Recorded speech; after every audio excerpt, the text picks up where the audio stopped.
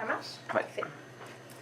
Alors, au début, si tu veux peut-être te présenter puis expliquer ton parcours un peu puis ce que tu fais ici au sein de l'entreprise. Oui, est-ce que, parenthèse, vous le couperez après, est-ce que vous préférez que je parle à la caméra ou je vous parle à vous? À nous. OK. Alors, moi, je suis responsable des ressources humaines chez Croisière AML depuis l'automne dernier, donc depuis septembre dernier, ça fait pas très longtemps. Et j'ai toujours œuvré dans les ressources humaines. J'ai fait mon bac en administration des affaires avec le profil ressources humaines à l'Université Laval. Et j'ai fait quelques cours du certificat de relations industrielles. J'allais choisir quelques cours que je trouvais intéressants lorsque j'ai commencé à travailler sur le marché du travail. Suite à mon bac, j'ai été directrice du personnel chez Simons à Saint-Bruno, à Montréal. Et par la suite, j'ai transféré comme directrice des ressources humaines chez Services alimentaires Montchanteau, qui est une entreprise de services alimentaires, ça le dit, mais qui a des cafétérias, des casse-croûtes, un traiteur et une usine de production. Et suite à ça, je suis venue ici. Parfait. Un peu mon parcours. Alors, chez Croisière AML, je m'occupe de tout ce qui touche les ressources humaines. C'est assez large. Donc, que ce soit la santé-sécurité, l'embauche, que ce soit les mesures disciplinaires. Et je m'implique aussi beaucoup, je pense que c'est ce qui fait la force d'un département de ressources humaines. Quand on s'implique dans les décisions stratégiques de l'entreprise, plus on est au courant vers où l'entreprise veut s'en aller, mais meilleures sont les décisions et la direction qu'on prend pour les employés. Excellent. Parfait. Veux-tu commencer avec la Oui, première on va commencer avec la première question. Donc, lors du recrutement, comment favorisez-vous l'intégration des 4 groupes de personnes défavorisées au niveau de l'équité en matière d'emploi, c'est-à-dire les minorités visibles, les autochtones, les femmes et les handicapés? Bien, en fait, lors du recrutement, il y a des sites spécialisés, que ce soit pour les Autochtones, les minorités visibles et les handicapés. Il y a des sites spécifiques auxquels tu peux faire affaire pour afficher tous tes postes. Donc, ça, c'est vraiment ce qui est important. C'est la première chose, c'est de cibler à quel endroit je peux rejoindre ces gens-là. La deuxième chose, c'est d'inscrire dans nos offres d'emploi, que ce soit sur Emploi Québec, qu'on fait partie d'un programme qui vise à intégrer les minorités visibles, les Autochtones et les femmes. Donc, quand on le mentionne, bien, à ce moment-là, les gens sont plus ouverts à venir chez nous. C'est certain qu'au niveau des handicaps, il faut faire attention sur les bateaux. Dans les bureaux, c'est plus possible. Par contre, tout dépendant de l'handicap, il y a des handicaps que ça peut être au service et que les gens sont capables de le faire. Il faut juste être en mesure d'évaluer quel est l'handicap de la personne. Donc, voilà. Fait que l'endroit, c'est vraiment de trouver les endroits où on peut afficher et qu'on peut rejoindre ces groupes-là. Et il en existe plusieurs. Puis ces groupes-là particulièrement, est-ce qu'il y aurait des postes ou des départements où tu aurais une préférence à les placer ou ce serait plus adéquat de les placer? Tu as parlé moins sur le bateau, plus dans les bureaux. Oui, pour les handicapés, mais que ce soit pour les minorités visibles, puis les Autochtones ou les femmes, bien ça, à ce moment-là, il n'y a pas de poste privilégié ou ça fonctionne dans tous les postes de l'entreprise. Donc, et on a en étant dans le tourisme, on demande beaucoup au niveau bilinguiste. Donc, souvent, les gens qui sont de d'autres nationalités ont d'autres langues parlées qui sont intéressantes de retrouver sur le bateau avec nos clients. Donc, c'est un plus pour l'entreprise. Parfait. On va parler un peu du cadre juridique. On veut savoir s'il y a un plan qui a été mis sur pied, un plan de prévention pour la santé et sécurité des employés. Oui. En fait, est-ce que vous savez c'est quoi une mutuelle de prévention? Oui. Tu peux nous en parler peut-être un peu? Oui. Une mutuelle de prévention, c'est un regroupement d'employeurs qui se mettent ensemble au niveau de la CSST pour avoir des meilleurs coûts au niveau de la CSST.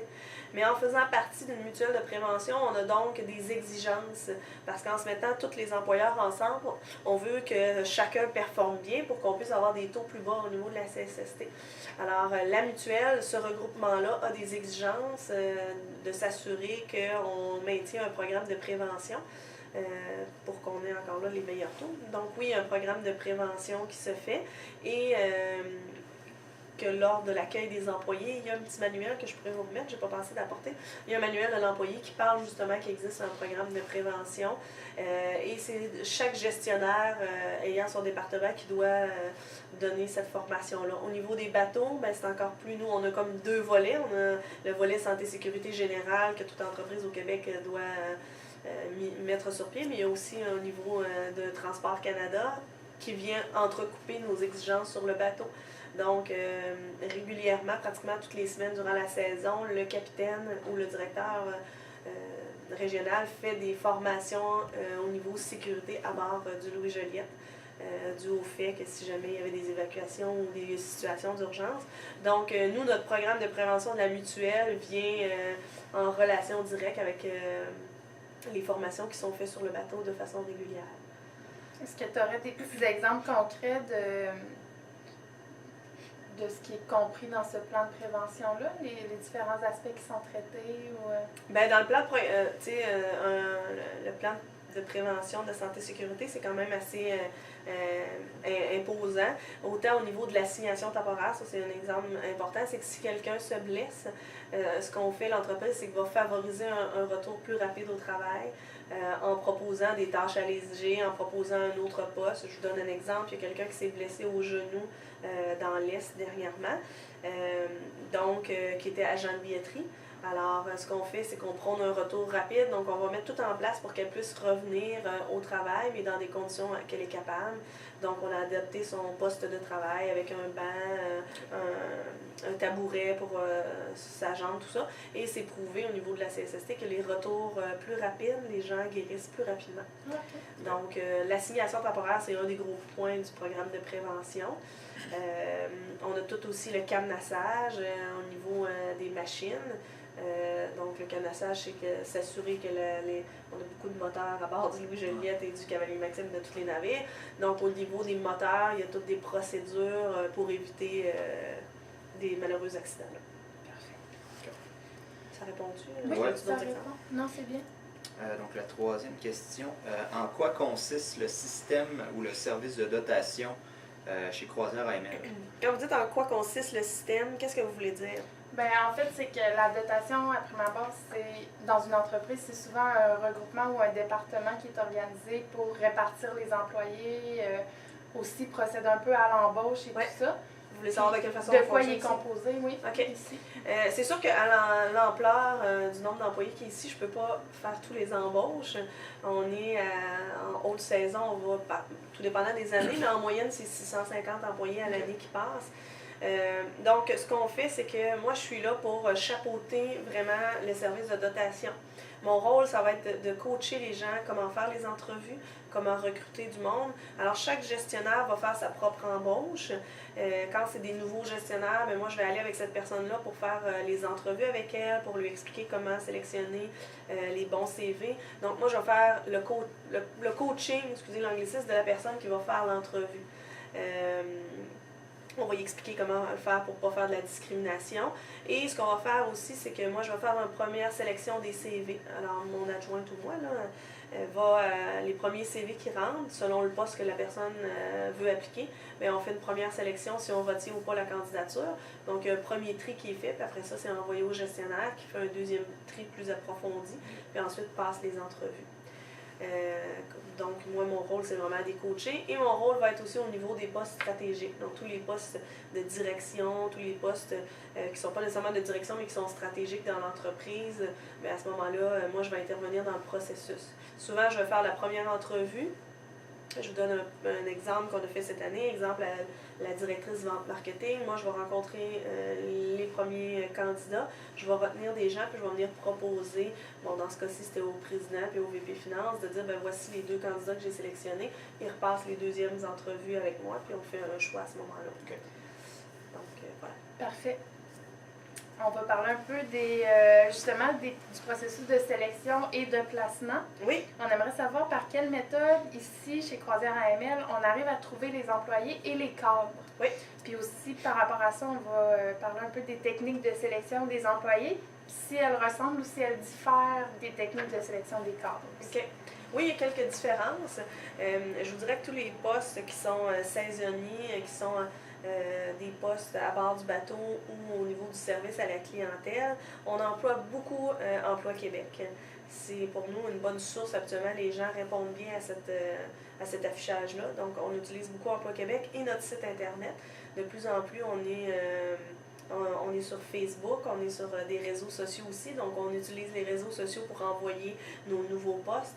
Alors je vous dirais que c'est les trois les plus importants, Emploi Québec, les réseaux sociaux, notre site internet.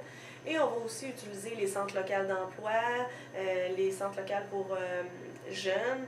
Donc on va cibler ces endroits-là aussi. Et quelques journaux, quand on parle dans les régions, exemple dans l'Est, que ce soit le Charlevoisien, les petits journaux locaux, eux, on va les rejoindre un petit peu plus par les journaux locaux. Eux, c'est des gens qui regardent plus, à Québec aussi, mais eux, davantage leurs journaux locaux, donc le Charlevoisien, le journal Haute-Côte-Nord.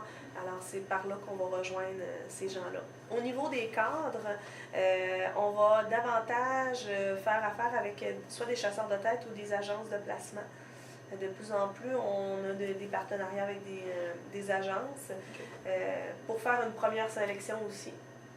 Donc, eux nous font une première sélection, ils travaillent conjointement avec moi. Plus l'agence nous connaît aussi, mieux c'est. Donc, quand on a fait plusieurs mandats ensemble, l'agence commence à bien nous connaître, ils savent quel profil on recherche. Et à ce moment-là, c'est plus facile. Donc, eux, ils nous envoient encore là 4-5 candidats selon les postes et selon les candidats qu'ils ont. Puis à ce moment-là, après ça, c'est moi qui rentre en place pour les cadres. Parfait. Ça répond? Oui. Ouais. Ensuite, au niveau de l'accueil et de la formation, comment vous faites pour bien intégrer vos nouveaux employés dans leur nouvel environnement? Bien, je vous dirais qu'encore là, on a beaucoup un travail. Moi, mon travail, c'est vraiment toujours de chapeauter, étant donné qu'on est répandu dans plusieurs régions et qu'on a beaucoup de gestionnaires. Fait que mon rôle est de chapeauter. Par contre, moi, j'ai le premier accueil. J'essaie d'être présente dans chaque réunion de chaque région. Rencontrer les gens, on leur parle de l'entreprise, la vision, la mission de l'entreprise. On leur donne leur petit livret, comme je vous expliquais, d'accueil. Qui est bref, mais qui explique un petit peu le fonctionnement général de l'entreprise.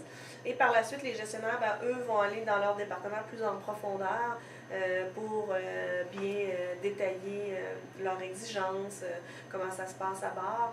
Et généralement, tout dépendant des postes, mais on essaie de faire du partenariat. Donc, de dire, un ancien va avec le nouveau pendant les 2-3 premiers quarts de travail. Donc, dans des postes, certains postes, on va utiliser le partenariat. Excusez. C'est combien de gestionnaires environ? Il y en a plusieurs.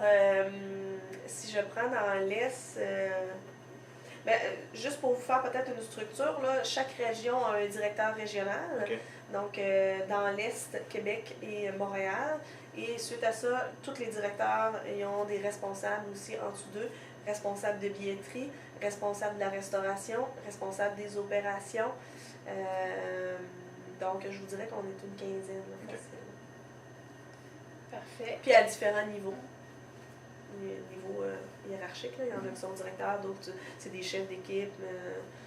Voilà, alors différents niveaux. Parfait. Quand on parlait aussi de la façon d'intégrer les nouveaux employés,